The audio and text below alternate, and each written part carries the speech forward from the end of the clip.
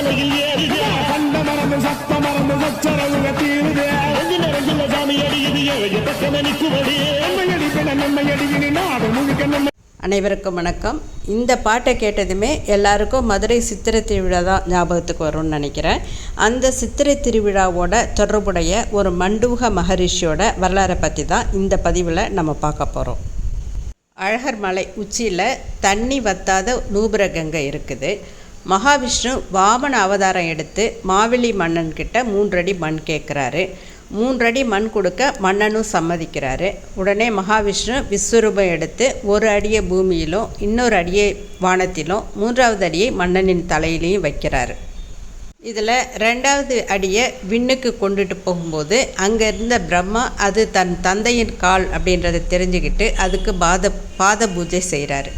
பாத பூஜை செய்யும் தண்ணில் ஒரு துளி மகாவிஷ்ணுவோட சிலம்பில் பட்டு அழகர் மலையில் விழுது. அதுதான் சிலம்பாறு, அதாவது நூபுர கங்கை. நூபுர கங்கை தீர்த்தம் தனி சுவை கொண்டது. வினை தீர்க்கும் மருந்தாகவும் அது விளங்குச்சான். அப்போது நம்மாழ்வார், திருமங்கை ஆழ்வார், ஆண்டாள், பெரியாழ்வார், போகை ஆழ்வார், பூதத்தாழ்வார் இவங்க எல்லாருமே அதை மங்களாசாசனம் செஞ்சுருக்காங்க. இந்த சிறப்புமிக்க இந்த நூபுர கங்கையில் ஒரு நாள் சுதபஸ்ன்ற ஒரு முனிவர் தண்ணீரில் மூழ்கி நீராடியபடி மந்திரங்களை சொல்லிக்கிட்டு இருந்தாராம். அந்த சமயத்தில் கோபத்துக்கு பெயர் பெற்ற துர்வாச முனிவர் தன்னோட சீடர்களோட அந்த நூபுர கங்கைக்கு வர்றாரு. அங்கே நீராடிக்கிட்டு இருந்த இந்த சுதபஸ் முனிவர் அவரை கவனிக்கல. அவர் குளித்து முடித்து பூஜை செஞ்சுட்டு கொஞ்ச நேரம் கழித்து தான் துர்வாச முனிவரை பார்த்து வரவேற்கிறாரு. அதனால் துர்வாச முனிவருக்கு பயங்கர கோபம் வருது.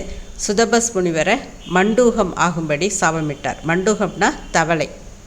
உடனே சுதபஸ் முனிவர் தன்னோட தவறை உணர்ந்து மன்னிப்பு கேட்குறாரு.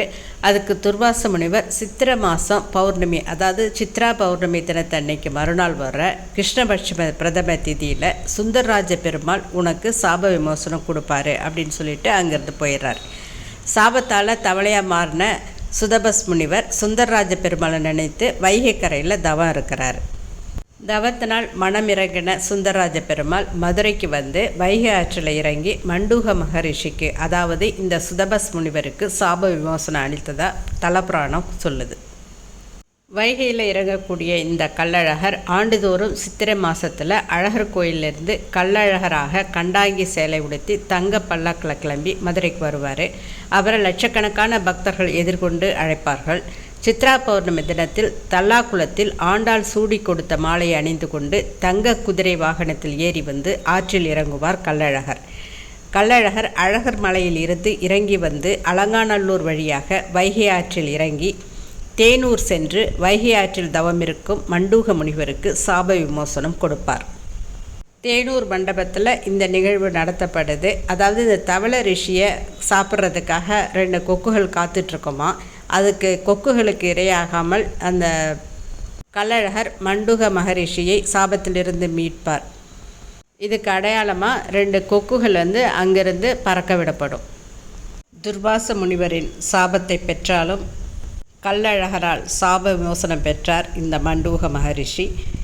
இதை பற்றிய வரலாற்று குறிப்புகள் ஆண்டுதோறும் மிகச்சிறப்பாக சித்திரை திருவிழாவாக கொண்டாடப்படுகின்றது. இந்த பதிவு உங்களுக்கு பிடிச்சிருந்ததுன்னா லைக் பண்ணுங்கள், ஷேர் பண்ணுங்கள், சேனலை சப்ஸ்கிரைப் பண்ணுங்கள். நன்றி, வணக்கம்.